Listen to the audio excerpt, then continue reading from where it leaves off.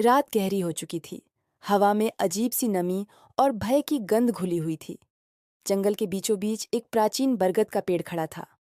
उसकी जड़ें बाहर आने लगी थीं, मानो धरती की सारी कहानियां उसी में छिपी हों। उस पेड़ के नीचे एक धुंधली आकृति बैठी थी।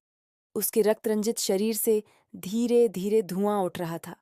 घावों में कीड़े रेंग रहे थे, लेकिन वह चिल्ला नहीं रहा था, क्योंकि यह पीड़ा अब उसकी नियति बन चुकी थी। वह अश्वत्थामा था, महाभारत का एकमात्र योद्धा जिसे अमृता मिली, पर वह अमृता शाप के रूप में। अश्वत्थामा का जन्म किसी साधारण परिवार में नहीं हुआ। उसे दुनिया ने द्रोण पुत्र कहा, पर उसका अस्तित्व उससे भी गहरा था। कहा जाता है, जब द्रोणाचार्य तपस्या कर रहे थे, तो अग्निदेव की एक ज्वाला उनकी गोद में गिरी। उस ज्वाला से एक तेजस्वी बालक प्रकट हुआ। उसके माथे पर एक चमकती हुई मणि थी। वह मणि साधारण नहीं थी। उसमें रक्षा का वरदान, भविष्य की चेतावनी और अदृश्य शक्तियों का आशीर्वाद समाया हुआ था। ग्रामीण लोग कहते, यह बालक देवताओं का दान है। लेकिन द्रोणाचार्य जानते थे, देवताओं के दान कभी भी बिना कीमत नहीं आते। द्रोण की गरीबी किसी से छिपी नहीं थी। अश्वत्थामा ने बचपन में कई बार भूखे पेट रात बिताई। माता कृपि के आंसू उसके नन्हे हाथों पर गिरते थे और वह माँ को चुप कराने की कोशिश करता। अम्मा, मैं बड़ा होकर सब बदल दूंगा। उसी दर्द ने उसे कठोर बनाया। उसी भूख ने उसे युद्ध का भूखा कर दिया। जैसे जैसे वह बड़ा हुआ, उसकी मण चमकने लगी और उसकी क्षमता इंसानों जैसी नहीं रही। वह एक बार में 10-10 योद्धाओं को परास्त कर देता। द्रोणाचार्य उसे शांत रहने की शिक्षा देते।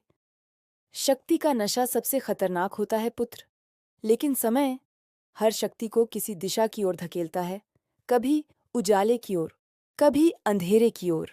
हस्तिनापुर में शिक्षा पाते समय अश्वत्थामा की मित्रता दुर्योधन से हुई। दुर्योधन उसे भाई मानता, क्योंकि अश्वत्थामा वह कर सकता था जो दूसरे नहीं कर पाते थे, सीमाओं को पार करना, कानून तोड़ना और डर पैदा करना।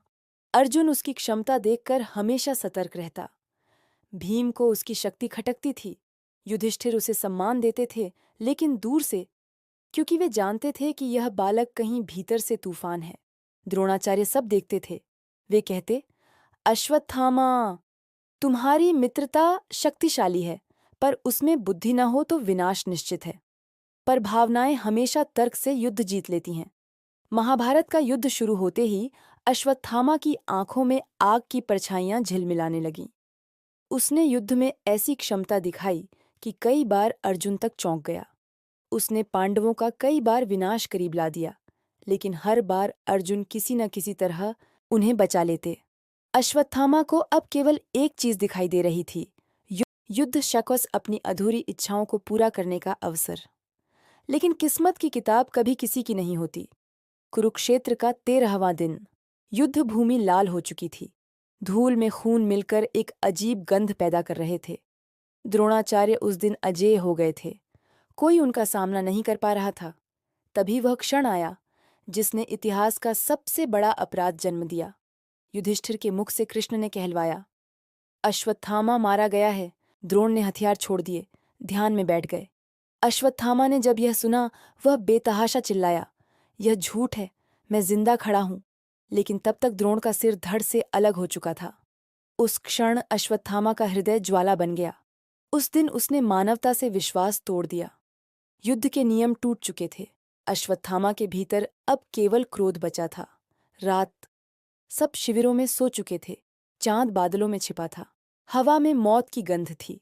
अश्वत्थामा ने नारायणास्त्र की उग्रता और अपने क्रोध को मिलाकर पांडवों के पुत्रों के शिविर में प्रवेश किया। वे बच्चे थे, सो रहे थे, निहत्थे थे, लेकिन प्रतिशोध बुद्धि को अंधा कर देता है। कहते हैं, उस रात की चीखें धरती ने हमेशा के लिए अपने भीतर समा लीं। अश्वत्थामा ने जो किया वह युद्ध नहीं, अपराध था।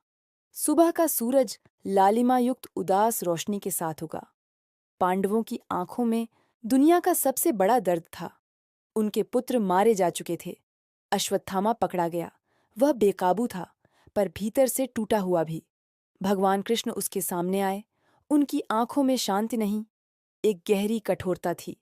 उन्होंने कहा, अश्वत्थामा, तुमने धर्म का उल्लंघन नहीं किया, तुमने मानवता की हत्या की है। फिर उन्होंने अपना श्राप दिया। तुम अमर रहोगे। तुम्हारे शरीर में कभी भी घाव नहीं भरेंगे। तुम्हारे शरीर से बदबू आती रहेगी। तुम्हारे घाव से रक्त बहता रहेगा। तुम अकेले रहोगे।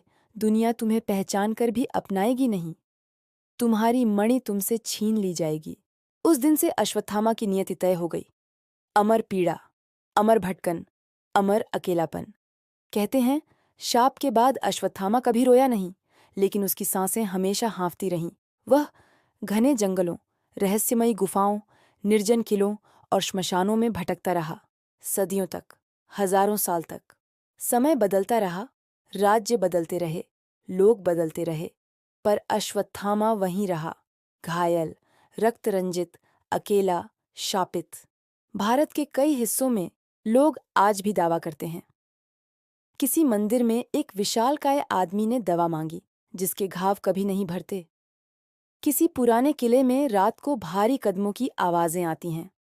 हिमालय की गुफाओं में साधुओं ने किसी अमर पुरुष को तप करते देखा है। कुछ गांवों में लोग कहते हैं, अश्वत्थामा मत पुकारना, अगर उसने सुन लिया तो वह सामने आ जाएगा। कई ग्रामीणों ने बताया है कि किसी रात एक लंगड़ाता, खून से लथपथ आदमी उनके दरवाजे पर आया। वह बोल रहा था, कुछ हल्दी, कुछ तेल, मेरे घाव नहीं भरते। लोग कहते हैं, वह अश्वत्थामा था। अश्वत्थामा की पूरी कहानी हमें एक ही चीज सिखाती है, शक्ति का गलत उपयोग मनुष्य को देवता नहीं, दानव बना देता है। धर्म और अधर्म हमेशा बाहरी युद्ध नहीं होते, वे भीतर के निर्णयों में छिपे होते हैं। अश्वत्थामा शक्तिशाली था, लेकिन बुद्धिहीन शक्ति अक्सर विनाश बन जाती है। अश्वत्थामा आज भी भारत के सबसे महान लेकिन सबसे दुखद चरित्रों में से एक माना जाता है।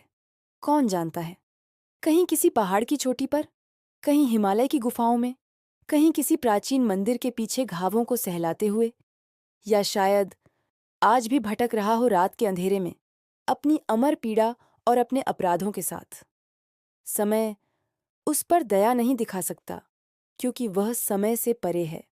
अश्वत्थामा एक ऐसा नाम जो इतिहास नहीं, अनंत तक फैली हुई पीड़ा है।